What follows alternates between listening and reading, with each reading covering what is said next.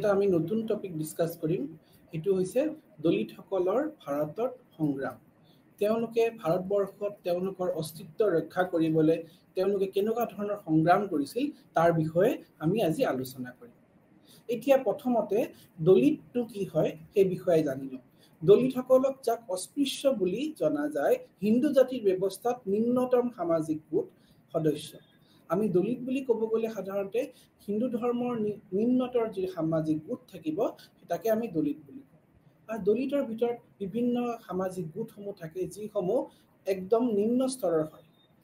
ইয়াতে আমি দলিত শব্দটোৰ অৰ্থ হৈছে পীড়িতা বা ভঙা 1930 চনৰ দশকত এটা গোটৰ সদস্য ইয়াক নাম দিয়া হৈছে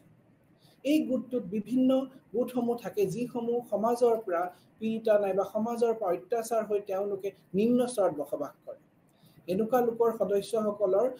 হয়তো তেওঁলোকৰ পদবী বেলেগ বেলেগ থাকিব পাৰে কিন্তু সেই গোটেই সমূহ গোটক একগোট কৰি আমি দলিত বুলি আমি ক'ব পাৰোঁ এজন দলিত প্ৰকৃততে জাতি ব্যৱস্থাৰ তলত জন্ম গ্ৰহণ কৰে যাৰ ভিতৰ চাৰিটা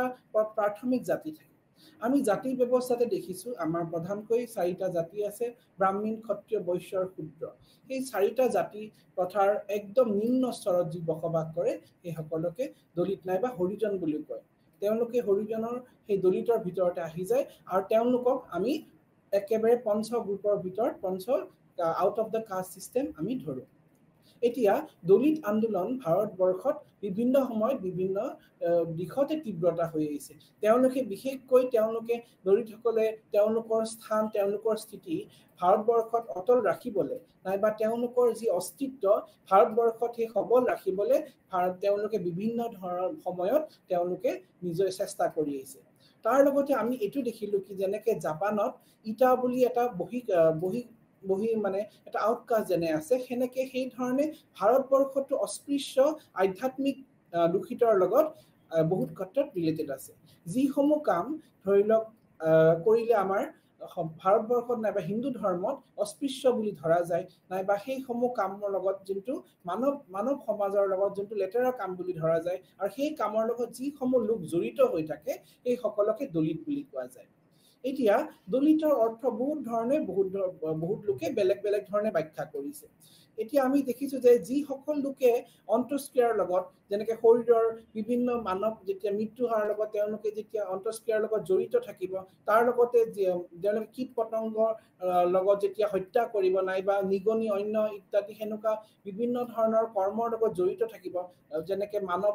মানৱ সমাজত সাবচিকুনৰ কৰাৰ লগত জড়িত থাকিব মেনুৱেল ওয়াৰ্কৰ লগত জড়িত থাকিব ক্লিনিং ওয়াৰ্কৰ লগত জড়িত থাকিব তেওঁলোকৰ সেই লোকসকলকে সাধাৰণতে আমি হৰিজন নাইবা সুইপাৰ ক্লাছত যি আমি ধৰি লওঁ সেই লোককে দলিত সম্প্ৰদায়ৰ ভিতৰত অন্তৰ্ভুক্ত হৈ যায় কাৰণ দলিত বুলি ক'লে অকল আমি হৰিজনকে নধৰো তাৰ লগতে বিভিন্ন যিসমূহ গোট যিসমূহ সদস্য সমাজৰ গোট যিসমূহক আমি নিম্ন স্তৰত ধৰা যায় সেইসমূহ একেলগে আমি দলিত বুলি আমি ধৰি লওঁ এতিয়া যেনে উদাহৰণস্বৰূপে মৃত গৰু বা কাউ হাইডৰ সৈতে যিকোনো কামৰ কৰাটো বিশেষ হিন্দু ধৰ্মত অস্পৃশ্য বুলি ধৰা যায় যেনেকে জন্তুৰ ছাল সাফা কৰা নাইবা জন্তুৰ ছালৰ জৰিয়তে বিভিন্ন সামগ্ৰী প্ৰস্তুত কৰাৰ বাবে কিছুমান বিশেষ গোট থাকে নাইবা বিশেষ সমাজত কিছুমান সদস্য থাকে এইসমূহ কাম সবে কৰিব নোৱাৰে বিশেষকৈ সেইসমূহ কামৰ বাবে এটা বিশেষ গোট নিয়োগ কৰা আছে সেইসমূহ কাম যোনে কৰে সেই বিশেষ গোটটো সেইসমূহে কিন্তু দলিতসকলৰ ভিতৰত অন্তৰ্ভুক্ত থাকে সেইসমূহ হৰিজনসকলৰ লগত অন্তৰ্ভুক্ত সেই গোটৰ ভিতৰতে অন্তৰ্ভুক্ত থাকে যেনে সেইসমূহ কাম অন্য গোটসমূহে আমাৰ কৰিব নোখোজে অন্য জাতি পথাৰ গোটসমূহে কৰিব নোখোজে সেইকাৰণে সেই কামসমূহ বিশেষ এটা বৰ্ণৰ লোকসকলহে কৰিব আৰু সেই গোটকে কিন্তু আমি দলিত সম্প্ৰদায়ৰ ভিতৰত অন্তৰ্ভুক্ত হিন্দুৰ আৰু নাইবা বৈধ উভয় বিশ্বাস অধীনতে মৃত্যুৰ সৈতে জড়িত চাকৰিবোৰৰ শ্ৰমিকসকলে আত্মাৰ দুৰ্ঘটনাগ্ৰস্ত কৰে আৰু তাৰ ফলত তেওঁলোকে সেই যেতিয়া আকৌ জন্ম গ্ৰহণ কৰিব হেনুকা কাম যদি তেওঁলোকে কৰে তেওঁলোকে যেতিয়া বেয়া কাম কৰিব তেতিয়া তেওঁলোকে এটা লোৱাৰ কাছত জন্ম গ্ৰহণ কৰা বুলি এটা ধাৰণা আছে আৰু যেতিয়াই সেই সকলে নিম্ন জাতিকুলত জন্ম গ্ৰহণ কৰিব তেতিয়া তেওঁলোকে সেই জাতিৰ যি প্ৰণালী যি নিয়মখিনি আছে সেই নিয়মখিনি মানি চলিব লাগিব আৰু যদি সেই জাতি প্ৰণালী নিয়মসমূহ মানি নচলে তেতিয়া তেওঁলোকে কি হ'ব হয়তো আকৌ সেই পুনৰ জন্ম লোৱাৰ সময়ত তেতিয়া তেওঁলোকে সেই নিম্ন কুলত জন্মগ্ৰহণ কৰিব এনেকুৱা ধৰণৰ বহুত আমি দেখিছো আমাৰ সমাজত এনেকুৱা বহুত ধৰণৰ কুসংস্কাৰ আছে যিসমূহ এতিয়াও মানুহে মানি চলি আছে আনকি যিসকল লোকে এই বিষয়ে কোনো বিকল্প নাই তেওঁলোকে উচ্চ শ্ৰেণীৰ লোকৰ স্পৰ্শ কৰিবলৈ বা সমাজত পদবী উঠিবলৈ অনুমতি দিয়া নাছিল হিন্দু বা বৌদ্ধ দেৱতাসকলক দৃষ্টিত তেওঁলোকে অস্পৃশ্য বুলি ধৰা হয় তেওঁলোকে যিসমূহে তেওঁলোকৰ কৰ্মৰ লগত যদি আমি কৰ্মৰ দিশৰ পৰা চাওঁ তেওঁলোকে যিহেতু সেই আমাৰ সাফাই কামৰ লগত জড়িত নাই বা জন্তুৰ ছালৰ সাফা কৰাৰ লগত জড়িত নাই বা এনেকুৱা ধৰণৰ বিভিন্ন কাম যিসমূহ আমাৰ সমাজত সাফাৰ লগত জড়িত থাকে নাই বা অন্তস্ক্ৰিয়াৰ লগত যিসমূহ জড়িত থাকে সেইসমূহ কামৰ লগত যিসমূহ জড়িত থাকিব লোক তেওঁলোককে আমি দলিত সমাজৰ ভিতৰত পৰি যায় আৰু সেই সমাজৰ লোকসকলে তেওঁলোকৰ পদোন্নতি কিন্তু কৰাৰ ক্ষেত্ৰত বহুত প্ৰব্লেম আহি যায় বিশেষকৈ তেওঁলোকে যদি নিজৰ পজিশনটো উন্নতি কৰিব লাগে তেতিয়া তেওঁলোকে হয়তো তেওঁলোকে নিজৰ সোশ্যাল পজিশনটো হয়তো তেওঁলোকে চেঞ্জ কৰিব পাৰিব কিন্তু তেওঁলোকে যোনটো তেওঁলোকৰ কাষ্ট যোনটো কাষ্টত তেওঁ বিলং কৰিছে সেইটো তেওঁ কেতিয়াও জাতিৰ পৰা তেওঁ কেতিয়াও হয়তো চেঞ্জ পৰিৱৰ্তন কেতিয়াও নহব লগতে আমি দেখিছো এজন অস্পৃশ্য হৈ হিন্দু মন্দিৰত প্ৰৱেশ কৰিব নোৱাৰে বা পঢ়িব শিকাব নোৱাৰে তেওঁ গাঁৱৰ কুৱাৰ পৰা পানী ওলোৱাটো নিষিদ্ধ আছে এনেকুৱা আমি ভাৰতবৰ্ষত বহুত উদাহৰণ দেখিছো যিসমূহ দলিত নাইবা পিছৰ এনেকুৱা কাষ্টত বিলং কৰে তেওঁলোকে এটা গাঁৱত অঞ্চলত বসবাস কৰাৰ লগতে তেওঁলোকে এটা বিশেষ তেওঁলোকৰ কাৰণে জাগা দিয়া থাকে সেই তেওঁলোকে সেই বিশেষ জাগাৰ ভিতৰতে তেওঁলোকে কাম কৰিব লাগিব নাইবা তেওঁলোকৰ থাকিব লাগিব তেওঁলোকে অন্য উচ্চ বৰ্ণৰ লোকৰ লগত তেওঁলোকে মিলামিছা কৰিব নোৱাৰে নাইবা তেওঁলোকে যদি মিলামিছা কৰিব বিচাৰেও তেতিয়া কিন্তু তেওঁলোকৰ ওপৰত একচন লোৱা হয় তে হেনেকুৱা ধৰণৰ বহুত ঘটনা আমি দেখিছো তাৰ কাৰণে হয়তো দলিত সমাজে আন্দোলন কৰিবলৈ বাধ্য হৈছে এনেকুৱা আমি দেখিছো কি তেওঁলোকক গাঁৱৰ সীমাৰ বাহিৰত থাকিব লগা হৈছিল আৰু উচ্চ বৰ্ণৰ সদস্যৰ চুবুৰীয়া অঞ্চলৰ মাজেৰে খোজ কাঢ়িবও দিয়া নাছিল এনেকুৱা আমি বহুত উদাহৰণ দেখিছো যে তেওঁলোকে উচ্চ বৰ্ণৰ ঘৰৰ সদস্য লোকৰ ঘৰত যাব নোৱাৰে নাইবা তেওঁলোকৰ ঘৰত গলে তেওঁলোকে একো মানে তেওঁলোকৰ সাহটো পৰিলে যাতে তেওঁলোকে অস্পৃশ্য বুলি গণ্য কৰা হয় এনেকুৱা বহুত উদাহৰণ আছে ভাৰতবৰ্ষত আৰু এই উদাহৰণৰ পৰা আমি গম পাৰো কি দলিতসকলে যিটো মনত খুব তেওঁলোকে যি কষ্ট পাইছে তেওঁ সেই খুবৰ পৰিণতিতে কিন্তু এই আন্দোলনবিলাক সৃষ্টি হৈছে ভাৰতবৰ্ষৰ আন্দোলনৰ কিন্তু এই দলিত আন্দোলনৰ মূল ভেটি হৈছে তেওঁলোকক প্ৰতাৰণা কৰা উচ্চ বৰ্ণৰ লোকসকলৰ তেওঁলোকক যি প্ৰতাৰণা কৰিছিল সেই প্ৰতাৰণাৰ বলি হৈ তেওঁলোকে কিন্তু এই আন্দোলনসমূহ গঢ় লৈ উঠিছে আৰু লগতে আমি দেখিছো কি এনেকুৱাও কিছুমান সমাজত কি তেওঁলোকৰ চাহটো কিন্তু অস্পৃশ্য বুলি ভাবে আনকি এনেকুৱা উদাহৰণ দেখিছো কি তেওঁলোকে যেতিয়া দলিত লোক এজনে কোনবা তেওঁ যেতিয়া ৰাস্তা দি গৈ আছে তেতিয়া হয়তো তেওঁ এটা নিজে তেওঁ মানে এডাল ঝাৰু লৈ পেলাই তেওঁ মানে যি পদধূলি হেসমূহ তেওঁ নিজে সাফা কৰি যাব লাগিব যাতে অন্য উচ্চ বৰ্ণৰ লোকসকলে যাতে হেতু গুছিকিব নোৱাৰে এনেকুৱা ধৰণৰ আমি কিন্তু কিহৰণকাৰী ঘটনা আমাৰ ভাৰতবৰ্ষত হৈছে আৰু তাৰ লগত এনেকুৱা কিছুমান ঘটনা আমি শুনিবলৈ পাওঁ য'ত দলিতসকলে তেওঁলোকে যাতে কতো ৰাস্তাই তেওঁলোকে একো থোৱাব নোৱাৰে থোৱালে তেওঁলোকে এটা বাটি নাইবা এটা মাটিৰ পাত্ৰ তেওঁলোকে এনি টাইম ডিঙিত উলমাই লৈ ফুৰিব লগা হৈছিল কাৰণ কি সেই মাটিৰ পাত্ৰতে তেওঁলোকে থুই পেলাব লাগিব তেওঁলোকে যদি মাটিত থুই পেলাই তেতিয়া সেই থুই যদি কোনবা উচ্চ বৰ্ণৰ গাত লাগে তেতিয়া সেইটো ডাঙৰ অপৰাধ বুলি গণ্য কৰা হয় ইকাৰণে আমি ভাৰতবৰ্ষত দেখিছো বিভিন্ন সময়ত এই দলিতসকলৰ ওপৰত অত্যন্ত মানে তেওঁলোকৰ অত্যাচাৰ সন্মুখীন হৈছিল আৰু সেই অত্যাচাৰ ইমানেই বেছি তীব্ৰতা হৈছিল যে তেওঁলোকে শেষত আন্দোলন লবলৈ বাধ্য হৈছিল জাতি ব্যৱস্থাৰ অস্পৃশ্যতাই অত্যাচাৰ এতিয়াও হিন্দু জনগোষ্ঠীৰ কিছু প্ৰভাৱ পেলাইছে আনকি কিছুমান অহিন্দু সামাজিক গোটেও হিন্দু দেৱতাৰ জাতি পৃথকতাৰ লক্ষ্য দেখা পাওঁ আমি বিশেষকৈ দেখিছো কি এনেকুৱা জাতি প্ৰথা বিশেষকৈ হিন্দু ধৰ্মতে বিশেষকৈ বিৰাজমান আছে আৰু এনেকুৱা জাতি প্ৰথাৰ কাৰণে কিন্তু আমাৰ যোনটো সমাজখন আগবাঢ়ি যাব পাৰে নাই আমি দেখিছো জাতি প্ৰথাৰ মাজত সেই একেই জাতিৰ প্ৰথাৰ মাজত বিয়া হ'ব লাগিব দলিতসকলে সেই একেই সম্প্ৰদায়ৰ মাজত তেওঁলোকে বিয়া পাতি কৰিব লাগিব আৰু এনেকুৱাও আছে যদি তেওঁলোকে এনেকুৱা কেতিয়াবা কৰে তেওঁলোকে যদি তেওঁলোকৰ জাতিৰ বাহিৰত তেওঁলোকে বিয়া কৰিব যায় তেতিয়া তেওঁলোকক শাস্তি দিয়া হয় এইসমূহ অত্যাচাৰৰ বিষয়ে কিন্তু আমি বহুত ক্ষেত্ৰত পেপাৰে পত্ৰই পঢ়ি আহিছো এতিয়া দলিত সকলৰ আন্দোলনৰ বিষয়ে আমি পঢ়ি লওঁ বিভিন্ন সময়ত তেওঁলোকে বিভিন্ন আন্দোলন কৰি আহিছে এতিয়া দলিত আন্দোলন সামাজিক ৰাজনৈতিক অনাৰ ক্ষেত্ৰত একতা অনাৰ ক্ষেত্ৰত আৰু প্ৰতিবাদী আন্দোলন হিচাপে আৰম্ভ হৈছিল আমি দেখিছো কি বিভিন্ন সময়ত দলিত সকলে তেওঁলোকে সামাজিক আৰু ৰাজনৈতিক পৰিৱৰ্তন বিচাৰিবলৈ তেওঁলোকে আন্দোলন কৰি আহিছে তেওঁলোকে একগোট হৈ পেলাই দলিত সকলে তেওঁলোকৰ নিজৰ অধিকাৰৰ বিষয়ে তেওঁলোকে মাত মাতিছে কাৰণ কি দেখিছো ভাৰতবৰ্ষত দলিত সকলক যেহেতু তেওঁলোকক একেবাৰে আউটকাষ্ট হিচাপে ধৰা যায় তেওঁলোকে যেহেতু বৰ্ণ সিস্টেমৰ বাহিৰত তেওঁলোকক ধৰে এতিয়া যিমানেই ভাৰতবৰ্ষ আধুনিক দিশলৈ নাযাওক কিন্তু তেওঁলোকে বহুত সময়ত অত্যাচাৰ সন্মুখীন হৈছে ইকাৰণে দলিত সকলে নিজৰ অধিকাৰ পাবলৈ আমি বিভিন্ন সময়ত এনেকুৱা আন্দোলনৰ বহুত উদাহৰণ দেখিছো ভাৰতৰ দলিত সকলৰ স্থিতি পৰিৱৰ্তন হৈছে এনেকুৱাও নহয় যে পৰিৱৰ্তন হোৱা নাই কিন্তু এই পৰিৱৰ্তন বহুত লেহেমীয়া দলিত সকলৰ নিৰ্মমভাৱে শোষণ কৰা হৈছিল আৰু বহু শতাব্দী ধৰি উচ্চ বৰ্ণৰ অমানৱীয় তেওঁলোকে অত্যাচাৰ সন্মুখীন হৈছিল তেওঁলোক আছিল ব্ৰাহ্মণ সংস্কৃতিৰ আধিপত্যৰ দ্বাৰা বিচ্ছিন্ন খণ্ড আৰু নিপীড়িত এটা নতুন ৰাজনীতি আৰু আধুনিক প্ৰশাসনৰ পৰিপক্ক যুক্তিসংগত ন্যায় ব্যৱস্থাই ভূমি ম্যাদ আৰু কৰৰ বৰ্তমান প্ৰকাৰ আৰু বাণিজ্যৰ নতুন আৰ্হি উদাৰ শিক্ষা ব্যৱস্থাই ইয়াৰ ক্ষেত্ৰত আমূল পৰিৱৰ্তন আহিছে আমি দেখিছো ভাৰতবৰ্ষত দলিত সকলক যোনটো ব্ৰাহ্মণবাদী যোনটো আমাৰ চিন্তাধাৰা সেই ব্ৰাহ্মণবাদী চিন্তাধাৰাৰ কাৰণে কিন্তু বহুত তেওঁলোকে তাৰ কাৰণে বহুত তেওঁলোকে ভুগিব লগা হৈছে কিন্তু আধুনিক ভাৰতত তেওঁলোকে যেনেকৈ আধুনিক ভাৰতত যেতিয়া বহুতখিনি সম্প্ৰচাৰ হ'ল শিক্ষাৰ জৰিয়তে নাইবা বাণিজ্যিকৰণৰ জৰিয়তে যে সেইখিনি যেতিয়া সম্প্ৰচাৰ হোৱাৰ কাৰণে বহু ক্ষেত্ৰত কিন্তু পৰিৱৰ্তনো আহিছে তেওঁলোকৰ মাজত পৰিৱৰ্তন আহিছে আৰু এতিয়া সেই আগৰ তুলনাত যি শোষণ এই শোষণ কিন্তু বহু পৰিমাণে কমি গৈছে আমি এটো দেখিছো কি দলিত আন্দোলনে অধিকাৰ দাবী কৰে আৰু দলিত সকলৰ তেওঁলোকৰ যি অধিকাৰ সেই অধিকাৰৰ বিষয়ে তেওঁলোকে সবকে অৱগত কৰে সূত্ৰধৰে লিখিছে যে সূত্ৰধৰে তেওঁ লিখিছে কি মানে আধুনিক আন্দোলন হৈছে সামাজিক পৰিৱৰ্তন বুলি কৈছে তেওঁ কৈছে সমাজত যেতিয়া পৰিৱৰ্তন আনিব লাগে তেতিয়াই কিন্তু এটা আন্দোলনৰ বহুত দৰকাৰ হয়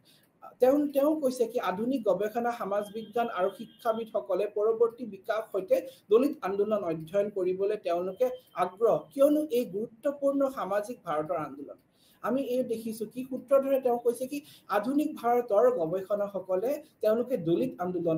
আন্দোলনৰ বিষয়ে তেওঁলোকে গৱেষণা কৰাত খুবেই গুৰুত্ব দিছে কাৰণ কি দলিত আন্দোলনে কি কৰে আমাৰ ভাৰতবৰ্ষত যি পৰিৱৰ্তন সামাজিক পৰিৱৰ্তন হৈছে সেই পৰিৱৰ্তন বিষয়ে আমাক জনাত বহু পৰিমাণে সহায় কৰে ভাৰতবৰ্ষত কেনেকৈ পৰিৱৰ্তন হ'ল কিমান পৰিমাণে পৰিৱৰ্তন আহিছে বিভিন্ন ক্ষেত্ৰত আমি যদি অধ্যয়ন কৰিব লাগে তেতিয়া আমি দলিত আন্দোলনৰ বিষয়ে আমি অধ্যয়ন কৰিব পাৰোঁ বিভিন্ন দলিত নেতাসকলে তেওঁলোকৰ সংগঠনৰ ৰাজনৈতিক জৰিয়তে দলবোৰৰ দলিত জনজাতক জনমত গঠন কৰি সামগ্ৰিকভাৱে প্ৰাপ্ত কৰিবলৈ একত্ৰিত আৰু অনুপ্ৰাণিত কৰিছে তেওঁলোকে বিভিন্ন সময়ত আমি দেখিছো দলিত নেতাসকলে তেওঁলোকে বিভিন্ন সময়ত একগোট কৰিছে আমাৰ দেশত যিসমূহ বেলেগ লোক আছে তেওঁলোকক একগোট কৰি যাতে তেওঁলোকে ভাৰতবৰ্ষত তেওঁলোকৰ অধিকাৰৰ বিষয়ে তেওঁলোকে যাতে মাত মাতে তাৰ কাৰণে একগোট বিভিন্ন সময়ত একগোট কৰা আমি ঘটনা দেখি আছো বিভিন্ন দলিতৰ নেতাসকলে তেওঁলোকে সংগঠিত আৰু ৰাজনৈতিক জৰিয়তে দলবোৰৰ দলিত জনমত একগোট সামগ্ৰিকভাৱে প্ৰাপ্ত কৰি একত্ৰিত আৰু অনুপ্ৰাণিত কৰি সামগ্ৰিকভাৱে সমাজ গঢ় তোলাৰ উদ্দেশ্যে শক্তিশালী সংগ্ৰামৰ বাবে তেওঁলোকে আগবাঢ়ি আহিছে আমি দেখিছো দলিত নেতাসকলে বিভিন্ন ধৰণৰ সংগ্ৰাম কৰিছে এদিনতে তেওঁলোকে একো কৰিব পৰা নাই পৰিৱৰ্তন সেই পৰিৱৰ্তন আনাৰ বাবে তেওঁলোকে অপ্ৰাণ চেষ্টা কৰিছে সেই অপ্ৰাণ চেষ্টাৰ ফলত আজি কিন্তু বহু পৰিমাণে আমি দেখিছো দলিতৰ মাজত পৰিৱৰ্তন আহিছে বহুজন সমাজ পাৰ্টি দলিতসকলৰ গণতান্ত্ৰিক নিৰ্বাচনৰ অংশগ্ৰহণ কৰাৰ পৰা দেশৰ প্ৰক্ৰিয়াৰ কৰাৰ আৰু নিজৰ বাবে এটা পৃথক পৰিচয় আনাৰ কাৰণে কিন্তু দলিত আন্দোলন অত্যন্ত দৰকাৰী দলিতসকলে যদি গণতান্ত্ৰিকভাৱে তেওঁলোকে নিজৰ অধিকাৰৰ বিষয়ে যদি মাত মাতিব লাগে কিন্তু তেতিয়া তেওঁলোকে আন্দোলন কৰিব লাগে আৰু সেই আন্দোলনৰ ফলতে তেওঁলোকে আমাৰ গণতান্ত্ৰিক দেশত নিজৰ তেওঁলোকৰ যিটো অধিকাৰ আৰু তেওঁলোকৰ যি পৃথক পৰিচয় সেই পৃথক পৰিচয় দাঙি দিবলৈ সক্ষম হৈছে দলিত নেতাসকলে সংৰক্ষণ বজাই ৰখা আৰু বৃদ্ধি কৰাৰ বাবে আন্দোলন আৰম্ভ কৰিছিল ৰাজনৈতিক কাৰ্যালয় চৰকাৰী চাকৰি আৰু কাৰ্যালয়সমূহৰ কাৰ্যসূচী ইয়াত নতুন বুলি কোৱা হয় যে দলিতসকলৰ ৰাজনৈতিক আন্দোলন দলিত আন্দোলনে এক পৰিৱৰ্তন আনিছে আৰু ভাৰতীয় সমাজত জাতিগত গাঁথনি আৰু আত্মমৰ্যাদাৰ যুদ্ধত গুৰুত্বপূৰ্ণ আৰু তেওঁলোকে অৱদান দিছে আমি দেখিছো কি দলিত আন্দোলনৰ ফলত তেওঁলোকে নিজৰ যি অধিকাৰ যি ৰাজনৈতিক ক্ষেত্ৰত তেওঁলোকৰ যি দখল নাইবা বিভিন্ন ক্ষেত্ৰত তেওঁলোকৰ যিখিনি ৰিজাৰ্ভেশ্যন তেওঁলোকে পাব লাগে তেওঁ সেইখিনি পাবলৈ দলিতসকলে সক্ষম হৈছে আৰু লগতে আমি এয়াও দেখিছো কি দলিতসকলে তেওঁলোকৰ আন্দোলনৰ জৰিয়তে ভাৰতবৰ্ষত সমাজৰ যি জাতি প্ৰথাৰ যি প্ৰণালী সেই প্ৰণালীৰ ক্ষেত্ৰত বহু পৰিমাণে পৰিৱৰ্তন আনিছে জাতি প্ৰথাৰ যিটো গুৰামী আগৰ সমাজত আছিলে এই পৰিৱৰ্তনশীল সময়ত কিন্তু বহু পৰিমাণে শিথল হৈছে আগত যিখিনি গুৰামী আছিল আমাৰ ভাৰতবৰ্ষত যদি জাতি লৈ জাতি প্ৰথাৰ নামত যি অন্ধবিশ্বাস চলি আছিল সেইটো কিন্তু আধুনিক যুগত বহু পৰিমাণে পৰিৱৰ্তন আনিছে বৰ্ণ ব্যৱস্থাই অস্পৃশ্যতাৰ পঞ্চম বৰ্ণ হিচাপে গণ্য কৰে এই জাতি যিটো আমাৰ দলিতসকলক কিন্তু পঞ্চম বৰ্ণৰ হিচাপে গণ্য কৰা যায় যেনে অন্য বৰ্ণৰ লগত তেওঁলোকৰ পঞ্চম বৰ্ণ ব্ৰাহ্মণ ক্ষত্ৰিয় বৈশ্য আৰু শূদ্ৰ তাৰ লগত তাৰ পিছত যোনটো বৰ্ণ আহে সেইটো বৰ্ণৰ ভিতৰত তেওঁলোকে অন্তৰ্ভুক্ত তেওঁলোকে দখল কৰা ভাৰতীয় সমাজত সৰ্বনিম্ন স্থান তেওঁলোকে মেনিয়েল জাতিৰ সদস্য আৰু তেওঁলোকৰ অশুদ্ধ আৰু দূষিত বুলি গণ্য কৰা হয় আৰু সেইবাবে তেওঁলোকক নিয়মীয়াকৈ কৰা হয় বৈষম্য আৰু হিংসাৰ সন্মুখীন হোৱা তেওঁলোক মৌলিক উপভোগৰ পৰা তেওঁলোকে বঞ্চিত হৈছে আমি দেখিছো কি ভাৰতবৰ্ষত তেওঁলোকে যিহেতু এনেকুৱা কামৰ লগত লেতেৰা কামৰ অশুদ্ধ কামৰ লগত দূষিত কামৰ লগত যেহেতু তেওঁলোকে জড়িত হৈ আছে এইকাৰণে এনেকুৱা এটা ধাৰণা আছে যে তেওঁলোকে যিহেতু দূষিত কামৰ লগত জড়িত আছে এইকাৰণে তেওঁলোকে এই অধিকাৰক তেওঁলোকক দিয়া নাযাব এইকাৰণে তেওঁলোকে বহু ক্ষেত্ৰত তেওঁলোকে যি বেসিক নিডছ সেইখিনিৰ পৰাও কিন্তু বঞ্চিত হোৱা আমি দেখিছিলো তেওঁলোকে বহু ক্ষেত্ৰত মানৱ অধিকাৰ আৰু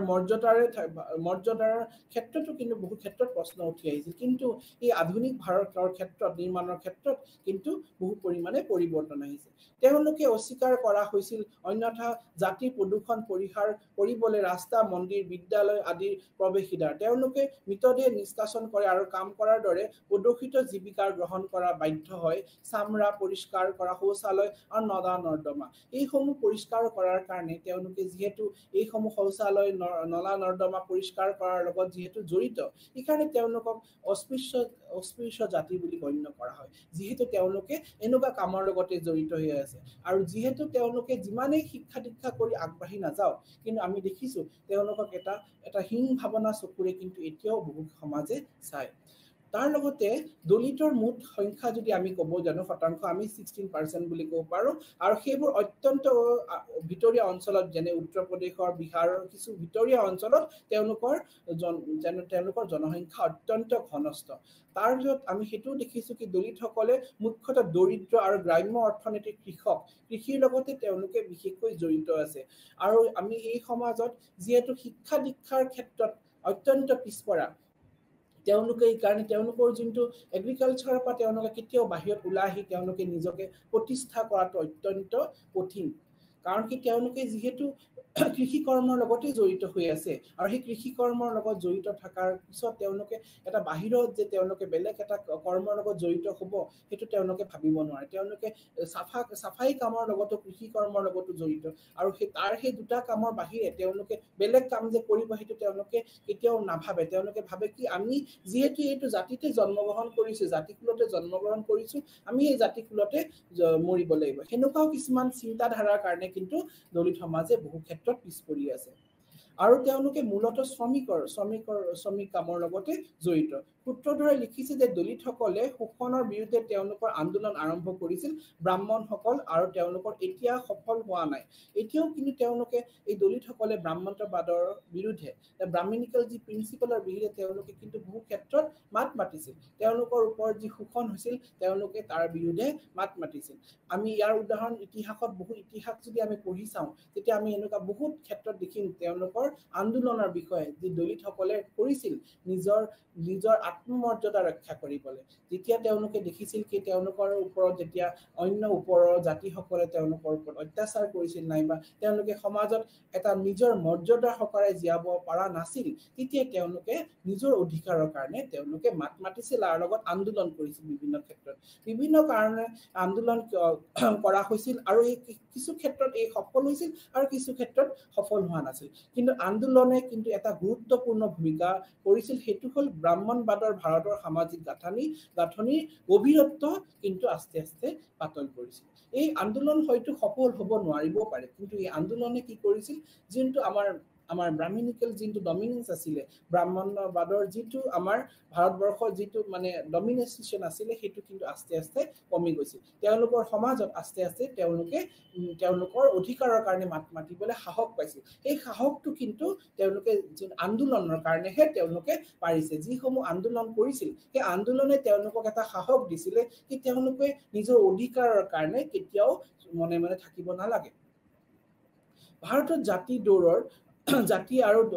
জাতিৰ যোনটো প্ৰথা আছে এইটো এটা ঘূৰণীয়া প্ৰথা বুলি ক'ব পাৰি এই প্ৰথাটো চলি আছে আৰু সেই জাতিৰ প্ৰথাৰ যোনটো চাইকেলৰ পৰা সহজে কিন্তু ওলোৱা অত্যন্ত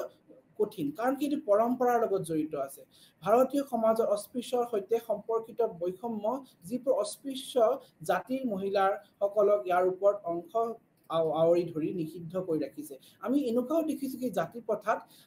যে কি যেহেতু এইটো ঘূৰণীয়া তো সাইকেল ওয়ে বুলি কৈছে কাৰণ এই জাতি প্ৰথাৰ পৰা ওলোৱা অত্যন্ত কঠিন আৰু বিশেষকৈ এই যি জাতিত বিশেষ নিম্ন জাতিত যিসকলে জন্মগ্ৰহণ কৰিছে তেওঁলোকৰ যি কাপোৰ কানি সেই সমূহৰ ওপৰতো কিন্তু বিশেষ নিষিদ্ধ আৰোপ কৰা আছে আমি এনেকুৱা বহুত উদাহৰণ দেখিম ভাৰতবৰ্ষত কি তেওঁলোকে বিশেষ এই এনেকুৱা ধৰণৰ কাপোৰ পিন্ধিব লাগিব তেওঁলোকে এনেকুৱা ধৰণৰ কাপোৰ ৰং পিন্ধিব নোৱাৰে এনেকুৱা আমি ভাৰতবৰ্ষৰ কিছু অঞ্চলত আমি এনেকুৱা উদাহৰণ দেখিছো যিসমূহ নিম্ন জাতিত জন্মগ্ৰহণ কৰে তেওঁলোকে সেনেকুৱা ধৰণৰ কাপোৰেই পিন্ধিব লাগিব তেওঁলোকে সেনেকুৱা ধৰণৰ কাপোৰ পিন্ধিব লাগিব সেনেকুৱা ৰঙৰ কাপোৰ পিন্ধিব লাগিব এনেকুৱা ক্ষেত্ৰতো কিন্তু কাপোৰ কানি ক্ষেত্ৰতো কিন্তু আমি এনেকুৱা নিষেধাজ্ঞা দেখিছো ভাৰতবৰ্ষত এনেকুৱা উদাহৰণ ঢেৰ আছে তাৰ লগত এজন AC ডিউবে কৈছে কি আমি দেখিছো তেওঁ কৈছে কি ভাৰতৰ যেতিয়া সংগ্ৰাম কৰিছিল দলিতসকলৰ সংগ্ৰামৰ চেতনাই উদ্ভৱৰ বাবে ওকালতি কৰি দলিতৰ আদৰ্শৰ অপৰিহাৰ্য হৈ পৰিছে তেওঁ সেই দলিতৰ চেতনাৰ পোষকতা কৰি সাময়িকভাৱে ভাৰতৰ হৈছে আধুনিকৰণৰ বাবে দলিতৰ সন্ধান প্ৰকাশ আৰু আনহাতে পৰম্পৰাগত ভাৰতত দলিতৰ চেতনা গঢ় লোৱাৰ বাবে এক প্ৰত্যাহ্বান বুলি কৈছে তেওঁ কৈছে AC ডিউবে কৈছে যি আমাৰ ভাৰতবৰ্ষত যি আধুনিকৰণে আমাৰ ভাৰতবৰ্ষত যি দলিত সমাজৰ কিন্তু বহুত এটা মানে সহায় কৰিছে বিশেষকৈ আগুৱাই যাবলৈ এই দলিত সমাজে তেওঁলোকৰ চেতনা তেওঁলোকৰ সংগ্ৰামৰ ক্ষেত্ৰত কিন্তু বহুত ডাঙৰ এটা সহায় কৰিছে এই আধুনিকৰণে তেওঁলোকে নিজৰ যি অধিকাৰ তাৰ বিষয়ে তেওঁলোকে বেছি সজাগ হৈছে আগত হয়তো তেওঁলোকে জনা নাছিল কিন্তু যেতিয়াই তেওঁলোকে আধুনিকৰণৰ দিশত আগবাঢ়ি গৈছে ভাৰত তেতিয়াই তেওঁলোকে নিজৰ যোনটো পৰম্পৰাগত যোনটো ট্ৰেডিশ্যন সেইটো ট্ৰেডিশ্যন অকুপেশ্যনৰ পৰা তেওঁলোকে আহি পেলাই নিজকে প্ৰতিষ্ঠা কৰিছে অন্য অকুপেশ্যনত আৰু সমাজত তেওঁলোকে নিজৰ স্থান প্ৰাপ্ত কৰিছে তেওঁ AC ডিউবে তেওঁ সেইটো কথা তেওঁ দাঙি ধৰিছে আৰু লগতে তেওঁ কৈছে কি ভাৰতৰ ক্ষেত্ৰত দলিতৰ সংগ্ৰাম হ'ব পাৰে সময়ৰ দৃষ্টিকোণৰ পৰা অধ্যয়ন কৰা হয় বিভিন্ন প্ৰকাৰৰ সূচিত কৰা আৰু বৰ্ণনা কৰা আদৰ্শই ভাৰতৰ দলিত সংগ্ৰামক সমৰ্থন কৰিছে আমি এটোও দেখিছো কি ভাৰতবৰ্ষত বিভিন্ন সময়ত দলিত সংগ্ৰামক সমৰ্থনো কৰিছে আৰু লগতে আমি যদি অধ্যয়ন কৰি চালে আমি দেখিম কি ক্ৰমান্বয়ে সময়ৰ লগে লগে আধুনিকৰণৰ লগে লগে কিন্তু এই সংগ্ৰাম এই চেতনাৰ কিন্তু বহুত পৰিৱৰ্তন আনিছে আগত যোনটো সংগ্ৰাম ইমান তীব্ৰ নাছিল কিন্তু এতিয়া দলিত সংগ্ৰাম দলিত চেতনা অত্যন্ত জাগ্ৰত দলিতসকলে তেওঁলোকৰ ওপৰত যিকোনো অত্যাচাৰ হলে তেওঁলোকে এইটো মাত মাতিবই তেওঁলোকে কেতিয়াও মনে মনে নাথাকে এতিয়া এন্ড্ৰু বিটেলিয়ে তেওঁ কৈছে কি তেওঁ আৰু এজন লেখকে ছচিয়লজিষ্টে তেওঁ কৈছে কি লিখিছে যে সাময়িকভাৱে ভাৰতত দলিতৰ সমাবেতকৰণৰ বৈষম্যতাৰ সংস্কৃতিকৰণৰ অতীতত সলনি ৰাজনৈতিক স্বাৰ্থৰ দ্বাৰা যথেষ্ট পৰিচালিত সাময়িকভাৱে ভাৰতৰ অস্পৃশ্যতাৰ প্ৰথাই নিজৰ মাটি হেৰুৱাইছে যে সেই জাতিযুক্ত জীৱিকাৰ বিকাশৰ ফলত পৰম্পৰাগত উপস্থিতি হয় ব্ৰাহ্মণ আৰু দলিতৰ একতাৰ দখল ক্ষেত্ৰত ভাৰতৰ সংবিধানৰ অস্পৃশ্যসকলৰ সকলো ধৰণৰ বৈষম্যৰ পৰা সুৰক্ষা দিছে আমি এইটো দেখিছো তেওঁ কৈছে এন্ড্ৰু বিটেলিয়ে কৈছে কি তেওঁ কৈছে কি ভাৰতবৰ্ষৰ যি সংবিধানে যিখিনি মানে আমাক অধিকাৰ দিছে তাৰ লগত অস্পৃশ্যতাৰ যিটো আমাৰ ভাৰতবৰ্ষৰ সংবিধানে এইটো মানিব দিয়া নাই এইটো এটা ক্ৰাইম যদি আনটাচেবিলিটি যি কোনো ধৰণৰ প্ৰেক্টিছ কৰে সেই সময় লোকসকলক কিন্তু শাস্তি দিয়া হ'ব সেই ক্ষেত্ৰতো কিন্তু নিশ্চিতভাৱে দলিতসকলক নিজৰ অধিকাৰৰ কাৰণে আগবাঢ়ি যাবলৈ আৰু লগতে সমাজত নিজকে প্ৰতিষ্ঠা কৰিবলৈ কিন্তু বহু পৰিমাণে সহায় কৰিছে আৰু এই ক্ষেত্ৰত আমি দেখিছো কি বিদ্যালয় মহাবিদ্যালয় চিকিৎসা ৰাজহুৱা গুৰুত্বপূৰ্ণ অন্য প্ৰতিষ্ঠানসমূহতো কিন্তু দলিতসকলে নিজৰ ভূমিকা দেখুৱাইছে তাৰ ক্ষেত্ৰত এই সমূহৰ প্ৰতিষ্ঠানসমূহ তেওঁলোকৰ বিশেষ একোটা ৰিজাৰ্ভেশ্যন দিয়া হৈছে তেওঁলোকে বিশেষ সংৰক্ষণ পলিচিৰ কাৰণেও কিন্তু যোনটো পলিচি লোৱা গৈছে তাৰ কাৰণে কিন্তু এই দলিতসকলে নিজৰ যোনটো ভূমিকা নিজৰ যোনটো সমাজৰ যোনটো স্থান সেই স্থান প্ৰাপ্ত কৰিবলৈ সক্ষম হৈছে আমি এনেকুৱাও দেখিছো বহু ক্ষেত্ৰত কি ভাৰতবৰ্ষত এনেকুৱাও আমি দেখিছো কি বহু ক্ষেত্ৰত তেওঁলোকে যিখিনি সুবিধা পাইছে সেই সুবিধাৰ বিষয়ে তেওঁলোকে অৱগত নহয় আৰু সেই অৱগত নোহোৱাৰ ক্ষেত্ৰতো কিন্তু তেওঁলোকে আগবাঢ়ি যাব পৰা নাই কিন্তু আমি ভাৰতৰ সংবিধানত বিভিন্ন ধৰণৰ পলিচি দিয়া হৈছে যিটো দলিতসকলৰ যাতে তেওঁলোকে আগবাঢ়ি যায় তেওঁলোকে সমাজত নিজকে প্ৰতিষ্ঠা কৰিব পাৰে আৰু সেই অন্য জাতিৰ লগত তেওঁলোকে যাতে সমানে তেওঁলোকে নিজক প্ৰতিষ্ঠা কৰিব পাৰে তাৰ কাৰণে ভাৰতৰ সংবিধানে আগৰ পৰাই বহু পৰিমাণে চেষ্টা কৰি আছে আৰু লগত আমি এইটো দেখিছো কি ভাৰতত দলিতসকলে নিজৰ মৰ্যাদা ৰক্ষাৰ কাৰণে তেওঁলোকে বিভিন্ন নীতি যি ভাৰতীয় সংবিধানৰ যি নীতিসমূহ সেই নীতি আৰু আদৰ্শ তেওঁলোকে পালন কৰি আহিছে আৰু সেই নীতি আদৰ্শ পালন কৰাৰ কাৰণে তেওঁলোকে নিজকে সুকীয়া মৰ্যাদা তেওঁলোকে অৰ্জন কৰিব পাৰিছে এতিয়া যোগেন্দ্ৰ সিঙেনো তেওঁ কি কৈছে সেইটো আমি জানি লওঁ তেওঁ কৈছে উকালতি কৰিছে যে ভাৰতৰ দলিতৰ সংগ্ৰাম পৰ্যন্ত উদাহৰণ আধুনিকৰণৰ কেনেকৈ জাতিক মেৰুদণ্ড ভাঙিছে আৰু তেওঁ দলিতক সমতুল্য কৰি দলিতৰ দৃষ্টিভংগী আগবঢ়াই শ্ৰেণী চেতনাৰ সৈতে চেতনাৰ ভাৰতৰ একত্ৰিত হোৱাটো ভাৰতৰ সমাজৰ আধুনিকৰণৰ এক অন্য অৱদান বুলি কৈছে তেওঁ কৈছে কি যোগেন্দ্ৰ সিঙে কৈছে কি তেওঁ কৈছে ভাৰতবৰ্ষত যি দলিতৰ যিটো আমাৰ জাতি প্ৰথাৰ যোনটো মেৰুদণ্ড আমি মেৰুদণ্ড ভঙাৰ ক্ষেত্ৰত আধুনিকৰণৰ গুৰুত্বপূৰ্ণ ভূমিকা আছে আধুনিকৰণে আমাৰ ভাৰতবৰ্ষত যি দলিতসকলৰ নাইবা তাৰ নিম্ন জাতিসকলৰ কাৰণে যি অত্যাচাৰ যি সন্মুখীন হৈছে সেই অত্যাচাৰ সন্মুখীনৰ পৰা বচাবলৈ কিন্তু আধুনিকৰণে বহু পৰিমাণে সহায় কৰিছে তেনেকৈ উদাহৰণস্বৰূপে আমি ক'ব পাৰোঁ এই আধুনিক যুগত আমি যদি চাওঁ যোনটো জাতি প্ৰথাৰ যিটো গোড়ামী সেইটো অত্যন্ত কমি গৈছে কাৰণ কি এতিয়া যদি এখন চহৰ অঞ্চলত এজন দলিত সম্প্ৰদায়ৰ লোক আহি পেলাই বসবাস কৰে আৰু লগত উচ্চ বৰ্ণৰ লোক আহি বসবাস কৰে তেওঁ এটা অফিচতে কাম কৰিব লগা হয় তেওঁ এটা চাকৰি পালে তেতিয়া তেওঁ একেলগে হয়তো তেওঁ কথা বতৰা পাতিব লাগিব একেলগে হয়তো তেওঁলোকক খোৱা বোৱাও হ'ব পাৰে এতিয়া সেই ক্ষেত্ৰত তেওঁ জাতি প্ৰথাৰ যোনটো নিয়ম সেইটো নিয়ম মানাটো অত্যন্ত অসম্ভৱ কথা এইকাৰণে সেই আধুনিকৰণে আমাক আৰু লগত মানে বহু ক্ষেত্ৰত আমাৰ জাতি প্ৰথাৰ যিটো মেৰুদণ্ড সেই মেৰুদণ্ড ভঙাত অত্যন্ত সহায় কৰিছে আৰু এই দলিতসকলক তেওঁলোকৰ নিজৰ যোনটো মানে ভূমিকা তেওঁলোকৰ যি আইডেন্টিটি আছে সেই আইডেন্টিটি মেইনটেইন কৰিবলৈ বহুত সহায় কৰিছে বিশেষকৈ তেওঁলোকৰ এটা স্পেচিয়েল আইডেন্টিটি তেওঁলোকে নিজৰ ৰক্ষা কৰিব পাৰিছে তেওঁলোকৰ হকৰ কাৰণে তেওঁলোকে মাত মাতিব পাৰিছে আৰু যিহেতু এই জাতি প্ৰথাৰ মেৰুদণ্ডটোৱে আচলতে আধুনিকৰণে ভাঙি পেলোৱা বুলি আমি ধৰিব পাৰোঁ তাৰ পিছত ঘনশ্যাম শাহেনো কি কৈছে তেওঁ কৈছে দলিত আন্দোলনে সংবেদনশীল আৰু শ্ৰেণীবদ্ধ কৰা বিকল্প চালক বুলি কৈছে তেওঁ কৈছে কি এই দলিত আন্দোলনে আমাৰ যিটো শ্ৰেণীবদ্ধ আছে যিটো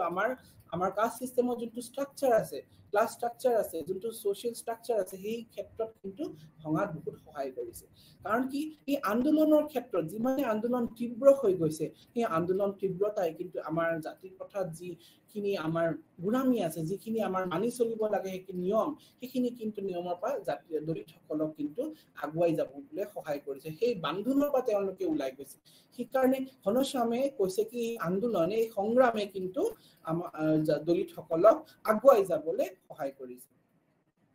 তেওঁলোকে এইটোও কৈছে কি অস্পৃশ্যতাৰ সমস্যা যি ভুগি আছিল দলিত সমাজে, সেই সমস্যাসমূহ কিন্তু আমাৰ আন্দোলনে, এই দলিতসকলৰ যি আন্দোলন, সেই আন্দোলনে বহু পৰিমাণে কিন্তু এটা বিকল্প ব্যৱস্থা লোৱাত সহায় কৰিছে। সেইটোৰ পিছত অৰ্থাৎ বিকল্প আন্দোলনৰ চেষ্টা কৰা, আন ধৰ্ম ৰূপান্তৰ কৰি এক বিকল্প সামাজিক সাংস্কৃতিক গাঁথনি সৃষ্টি কৰিছে বা শিক্ষা, অৰ্থনৈতিক স্থিতি আৰু ৰাজনৈতিক শক্তি প্ৰাপ্ত কৰাত সহায় কৰিছে। তেওঁ এইটো কথাও কৈছে কি এই সংগ্ৰামে ধৰ্মলৈ, অন্য ধৰ্মলৈ ৰূপান্তৰ আৰু লগতে সামাজিক আৰু সাংস্কৃতিক গাঁথনিৰ সৃষ্টি, নতুনকৈ আৰু শিক্ষা, অৰ্থনীতিয়ে লগতে এটা বিশেষ স্থিতি আনাত সহায় কৰিছে আন্দোলনসমূহে। আন্দোলনসমূহে এই দলিত সম্প্ৰদায়সকলক তেওঁলোকে আন্দোলনৰ জৰিয়তে তেওঁলোকে নিজৰ শিক্ষাৰ বিষয়ে, শিক্ষাৰ ক্ষেত্ৰতো আগবাঢ়ি গৈছে আৰু তেওঁলোকে নিজৰ যি অধিকাৰ, সেই অধিকাৰ বিষয়ে তেওঁলোকে অৱগত হৈছে। এইসমূহৰ ক্ষেত্ৰত কিন্তু শিক্ষাৰ অৱদান খুবেই অত্যন্ত বেছি। লগতে তেওঁলোকে অৰ্থনৈতিকভাৱেও কিন্তু তেওঁলোকে বহু ক্ষেত্ৰত নিজেই সবল হৈ গৈছে। আৰু লগত এইটো আমি ক'ব পাৰোঁ কি সামাজিক আৰু সাংস্কৃতিক গাঁথনি যোনটো আমাৰ ষ্ট্ৰাকচাৰ আছিল, ক্লাছ ষ্ট্ৰাকচাৰ আছিল, ছ'চিয়েল ষ্ট্ৰাকচাৰ আছিল, সেইটো ক্ষেত্ৰতো কিন্তু বহু পৰিমাণে পৰিৱৰ্তন আনিছে এই আন্দোলনসমূহে। সেইকাৰণে আমি যদি ক'বলৈ যাওঁ, এই আন্দোলনৰ বিশেষ ভূমিকা আছে আমাৰ দলিত সমাজত পৰিৱৰ্তন আনাত। এতিয়া স্বাধীনতাৰ পূৰ্বে ভাৰতৰ দলিতৰ আন্দোলনৰ বিষয়ে আমি জানি লওঁ। যেতিয়া ভাৰতবৰ্ষৰ স্বাধীনতাৰ আগত দলিত সমাজৰ যোনটো তেওঁলোকৰ পজিশ্যন আছিল, এতিয়া যোনটো তাৰ লগত যদি আমি তুলনা কৰি চাওঁ স্বাধীনতাৰ পিছত নাইবা স্বাধীনতাৰ পূৰ্বে, তেতিয়া বহু পৰিমাণে আমি পাৰ্থক্য দেখিম। এতিয়া আলোচনা কৰোঁ প্ৰথমতে কি আন্দোলন আছিল। প্ৰথমটো আন্দোলন হৈছে ভক্তি আন্দোলন। এতিয়া ভক্তি আন্দোলন কেনেকেনো আৰম্ভ হ'ল আৰু ভক্তি আন্দোলনে আমাৰ দলিত সমাজত কেনেকে প্ৰভাৱ পেলালে তাৰ বিষয়ে আমি জানি লওঁ। ভক্তি আন্দোলন 50 দশকৰ শতিকাৰ এই আন্দোলন এক জনপ্ৰিয় আন্দোলন আছিল, যিয়ে সকলো শ্ৰেণীৰ চিকিৎসা কৰিছিল আৰু সমাজৰ সকলো আৰু ইজনে সিজনৰ লগত নিৰ্গুণে আৰু পৰম্পৰা ৰক্ষা কৰি ইজনে সিজনৰ লগত মিলাপ্ৰীতি কৰাত সহায় কৰিছিল। ভক্তি আন্দোলন কোনো বাধা নাছিল, তেওঁলোকে ঈশ্বৰক নিৰ্গুণ বুলি কৈছিল, তেওঁলোকৰ কোনো আকাৰ নাছিলে। আৰু সেইকাৰণে এই ভক্তি আন্দোলনৰ কিন্তু দলিত সমাজ বহুত অনুপ্ৰাণিত হৈছিল। তেওঁলোকে ভক্তি আন্দোলনৰ জৰিয়তে নিজে সমাজত তেওঁলোকে আগবাঢ়ি যাবলৈ সহায় পাইছিল। কাৰণ কি ভক্তি আন্দোলনত কোনো জাতি প্ৰথাৰ নামত একো ভেদভাৱ নাছিলে। অন্য যোনটো আমাৰ হিন্দু ধৰ্ম নাই বা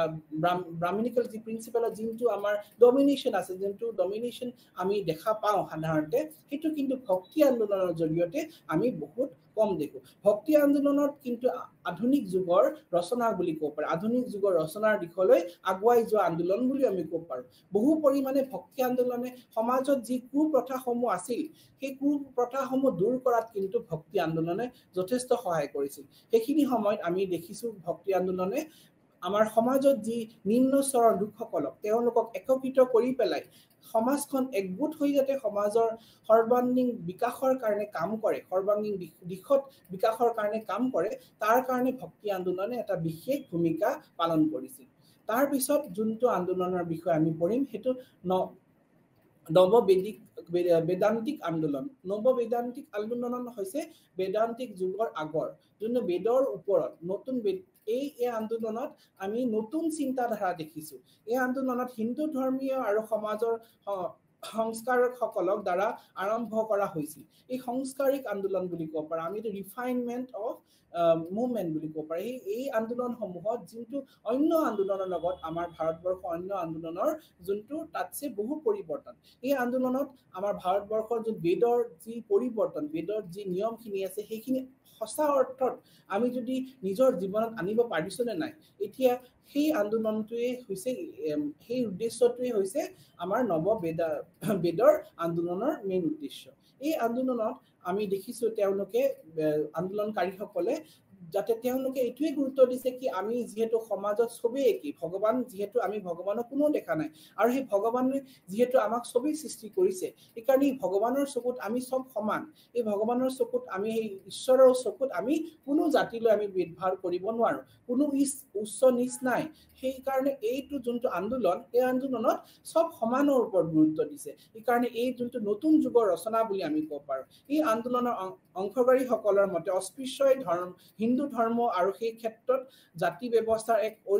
অপৰিহাৰ্য অংগ নাছিল এই ধৰ্মত এইটোৱে কৈছে এই আন্দোলনত কি আমাৰ যোনটো আনটাচেবিলিটি যোনটো আমাৰ অস্পৃশ্যতাবাদৰ যোনটো চিন্তাধাৰা সেইটো কিন্তু আমাৰ হিন্দু ধৰ্মত নাছিল এই আন্দোলন কৈছে যেহেতু ভগৱান সবৰ কাৰণে সমান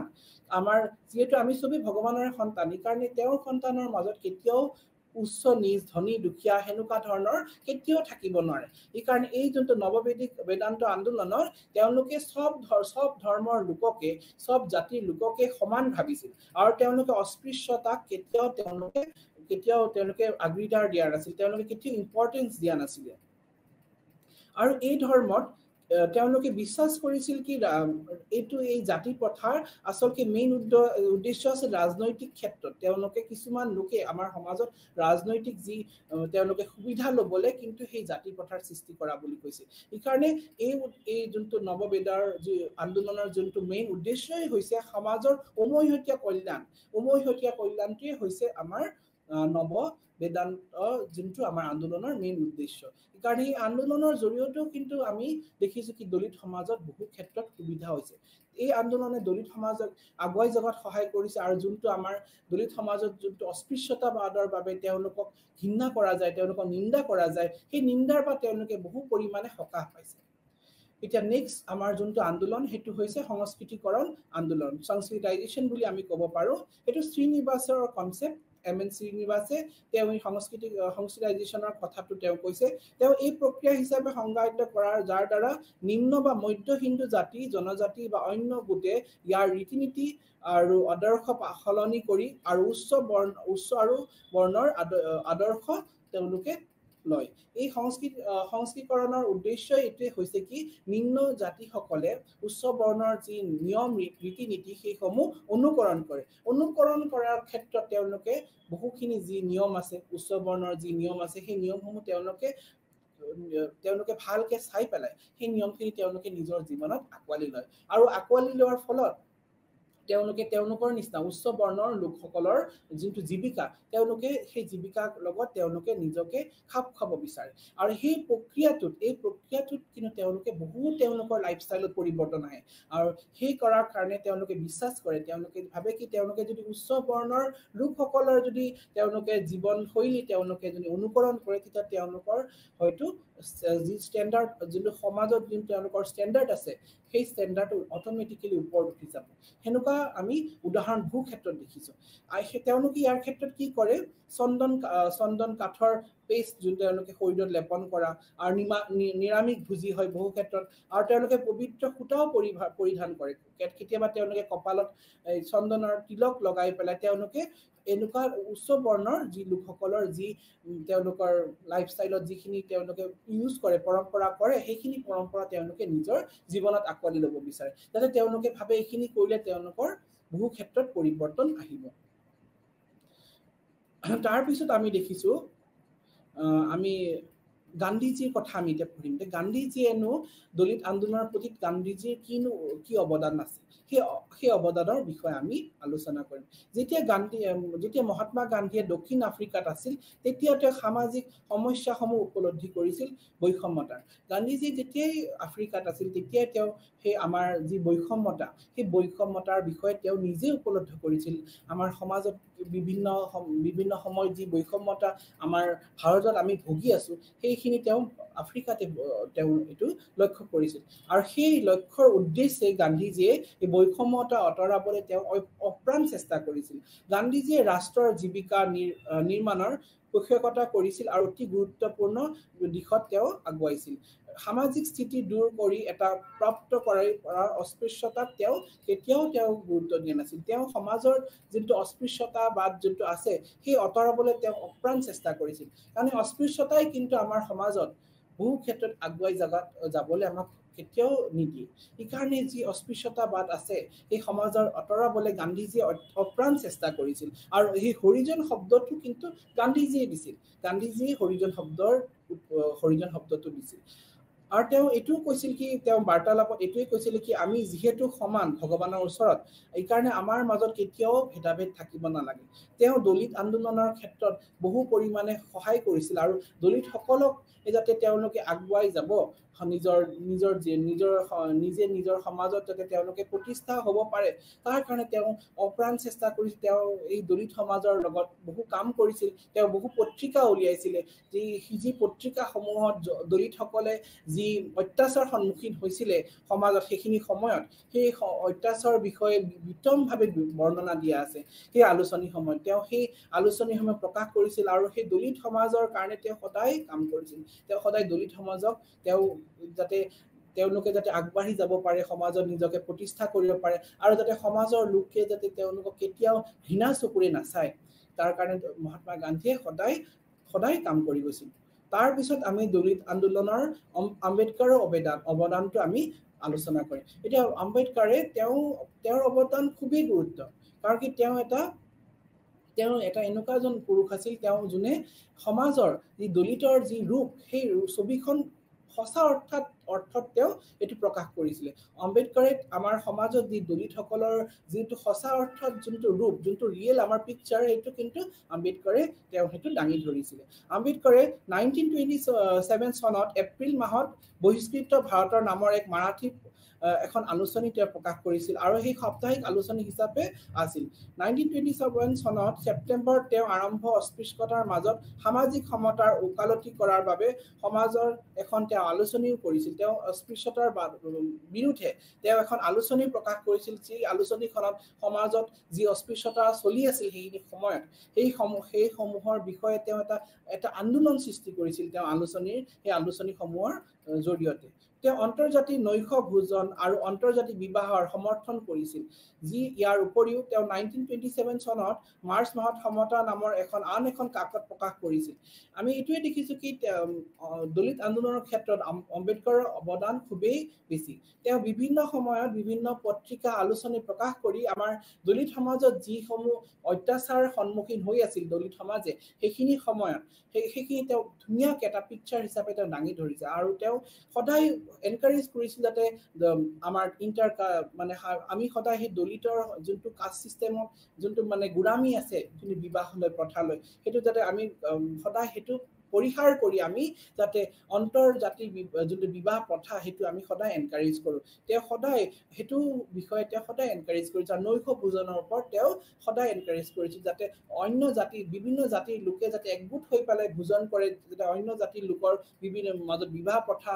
আৰম্ভ হয় অকল যে জাতিৰ ভিতৰতে হ'ব সেইটো তেওঁ কেতিয়াও এনকাৰেজ কৰা নাছিল এইকাৰণে তেওঁ সদায় ইণ্টাৰকাষ্ট মেৰেজৰ ওপৰত তেওঁ মানে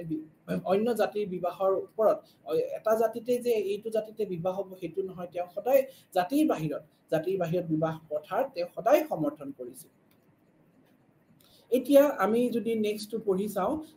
স্বাধীনতাৰ পিছত দলিতৰ আন্দোলনটো কেনেকুৱা আছিল এতিয়া স্বাধীনতাৰ আগলৈতো আমি পঢ়িছো দলিতৰ আন্দোলন অত্যন্ত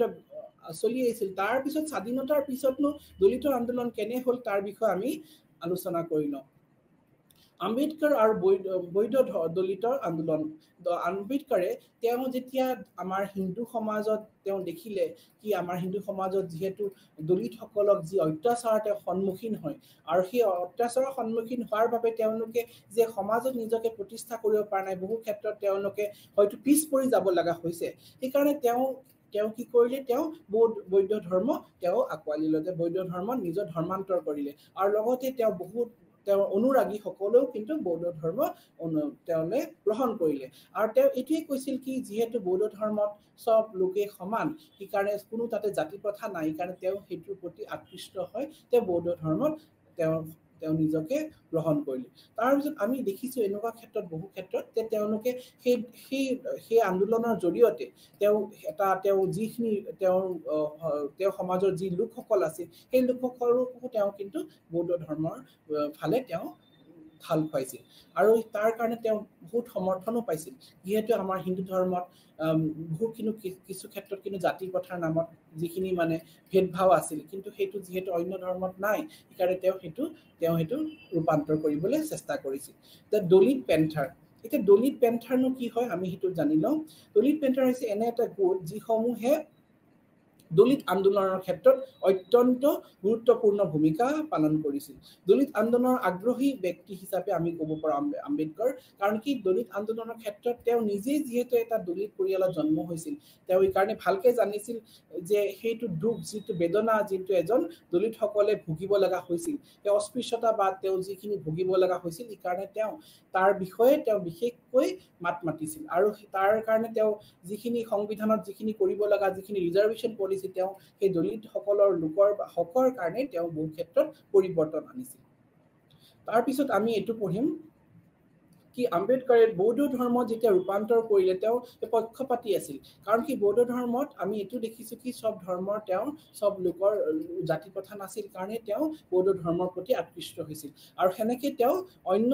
যি সদস্য তেওঁ যি অনুৰাগী সকলকো তেওঁ বৌদ্ধ ধৰ্মৰ প্ৰতি তেওঁ আকৃষ্ট কৰিছিল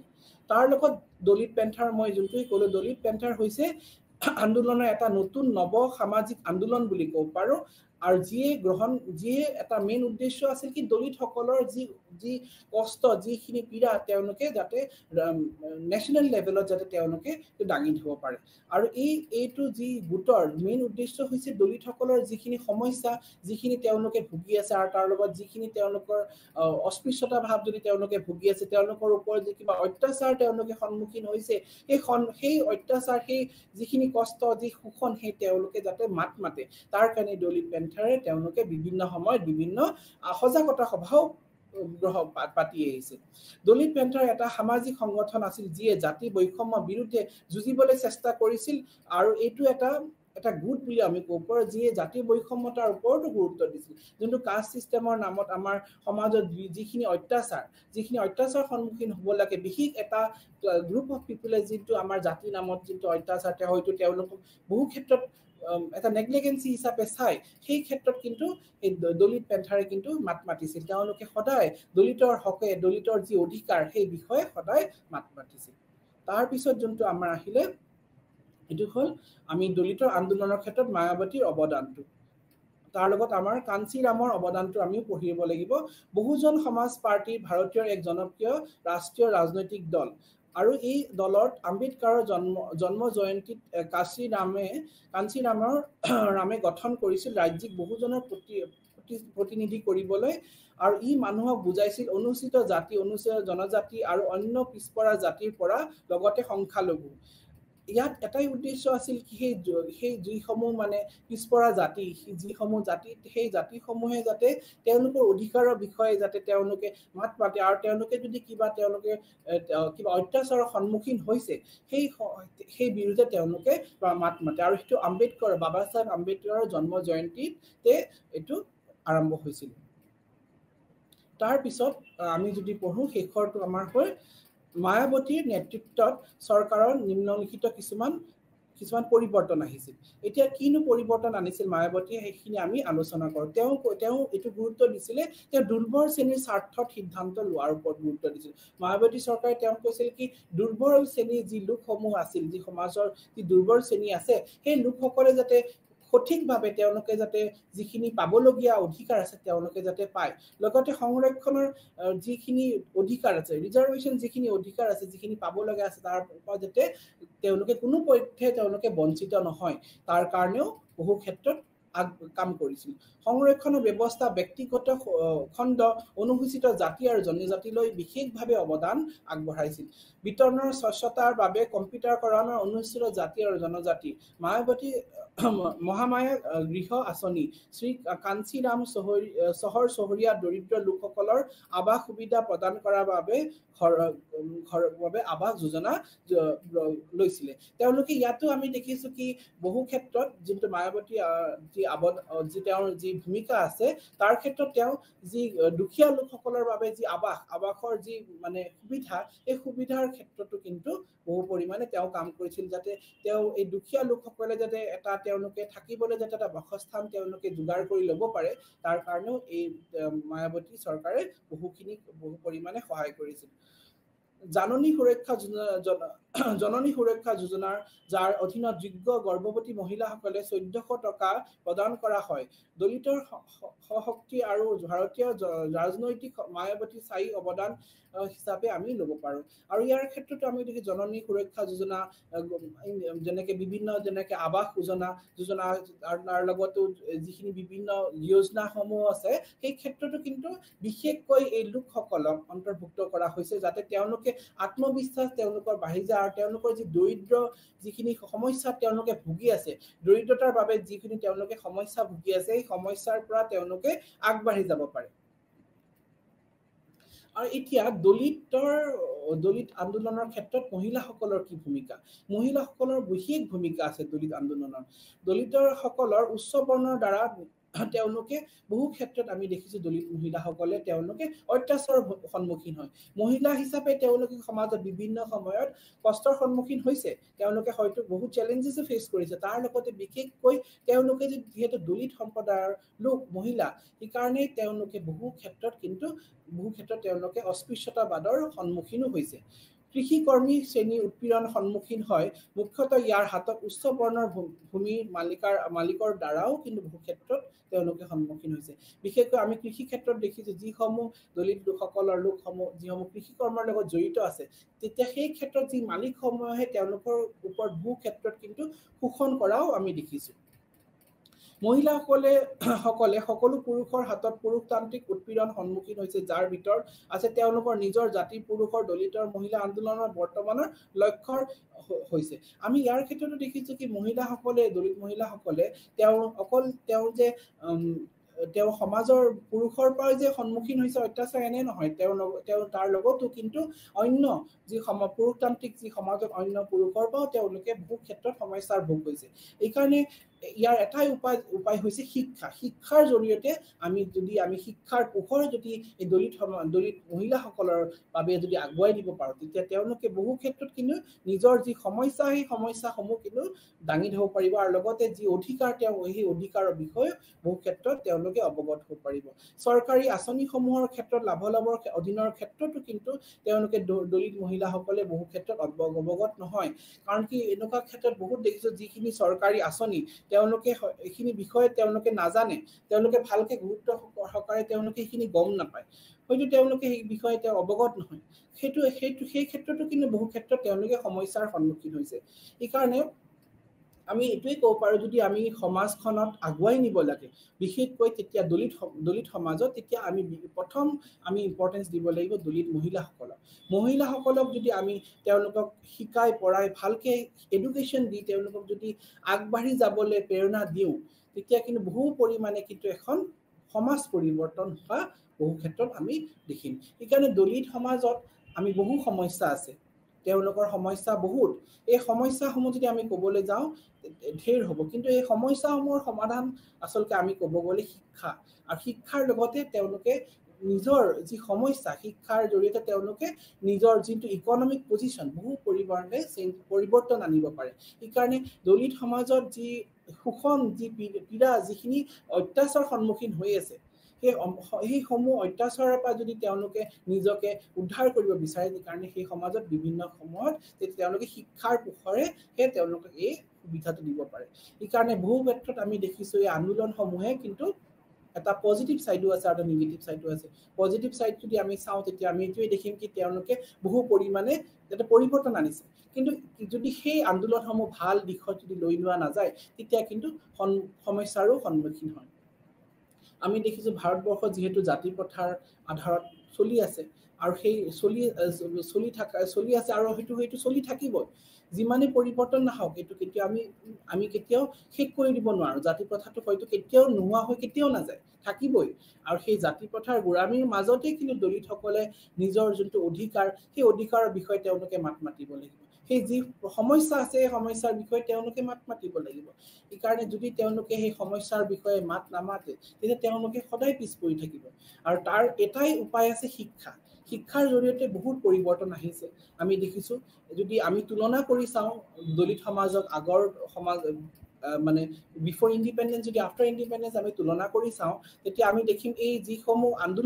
আন্দোলন যিসমূহ লৈছিল আন্দোলনে কিন্তু বহু পৰিমাণে পৰিৱৰ্তন আনিছে আমাৰ ভাৰতীয় সমাজত আৰু সেই আন্দোলনসমূহে কিন্তু দলিত সমাজত এটা জাগৰণ সৃষ্টি কৰিছে এইকাৰণে সেই আন্দোলনসমূহক যদি এটা ভাল চাইড দিয়া যায় ভাল ডাইৰেকশ্যন দিয়া যায় তেতিয়া কিন্তু এই দলিত সমাজত বহু পৰিমাণে পৰিৱৰ্তন আহিব দলিত সমাজে যদি তেওঁলোকে নিজকে আৰু উন্নত কৰিব বিচাৰিছে সমাজত বিশেষকৈ তেওঁলোকে যদি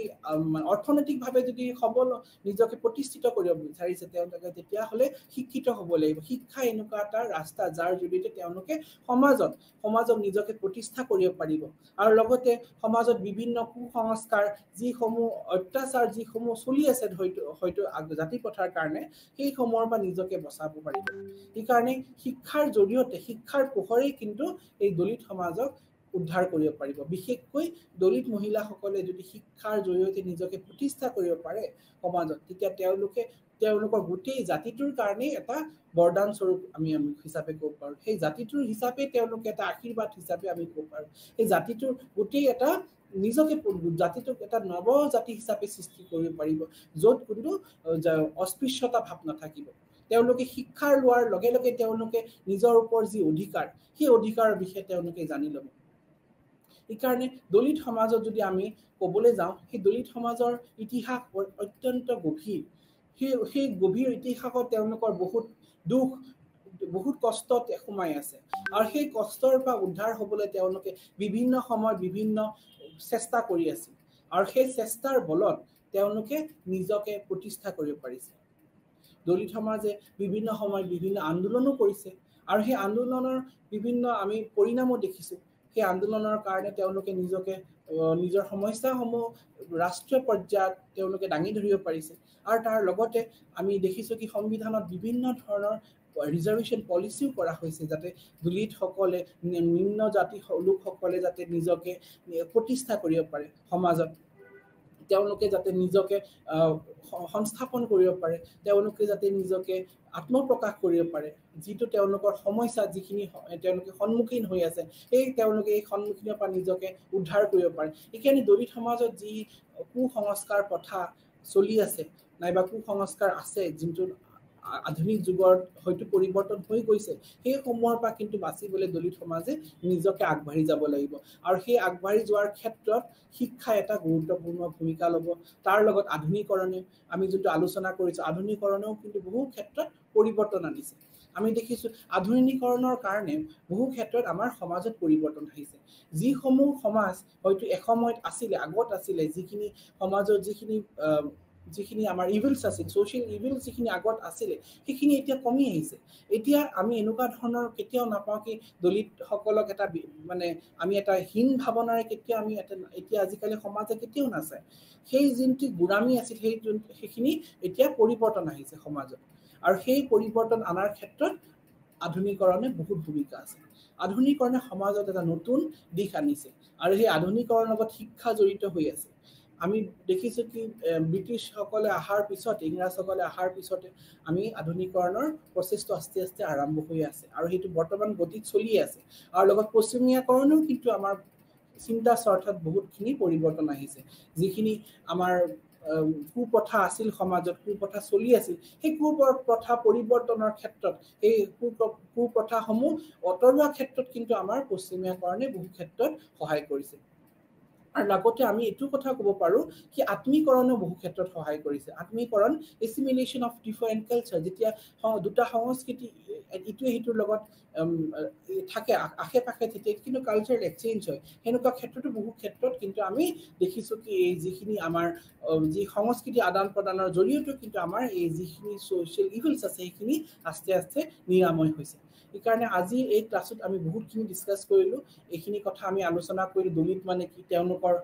তেওঁলোকে কিমানখিনি অত্যাচাৰ সন্মুখীন হৈছে আৰু লগতে তেওঁলোকৰ সমাজত যিখিনি পৰিৱৰ্তন হৈছে কেনেকেনো পৰিৱৰ্তন হ'ল সেই পৰিৱৰ্তনৰ বিশেষ ভূমিকা আছিল আন্দোলনৰ সেই আন্দোলনৰ বিষয়ে আমি আলোচনা কৰিলোঁ আৰু লগতে আমি দলিত মানেনো কি সেইটো আমি অধ্যয়ন কৰিলোঁ আৰু তাৰ লগতে দলিতৰ যিখিনি পৰিৱৰ্তন ভৱিষ্যতে তেওঁৰ ভৱিষ্যতটো কি হ'ব দলিত সমাজৰ সেই বিষয়ে আমি উমান পাইছো কাৰণ কি যেতিয়াই এখন ভাৰতবৰ্ষ আগুৱাই যাব ভাৰতবৰ্ষ যিমানে আগুৱাই যাব আধুনিকৰণৰ দিশত সিমানেই দলিত সমাজে কিন্তু আগুৱাই যাব বিশেষকৈ এই নতুন যুগৰ ৰচনাত দলিত সমাজে নিজকে প্ৰতিষ্ঠা কৰিব পাৰিব আধুনিকৰণৰ লগতে পশ্চিমীয়াকৰণে আৰু লগতে মাইগ্ৰেশ্যনৰ কাৰণেও কিন্তু দলিত সমাজত বহুখিনি পৰিৱৰ্তন আহিছে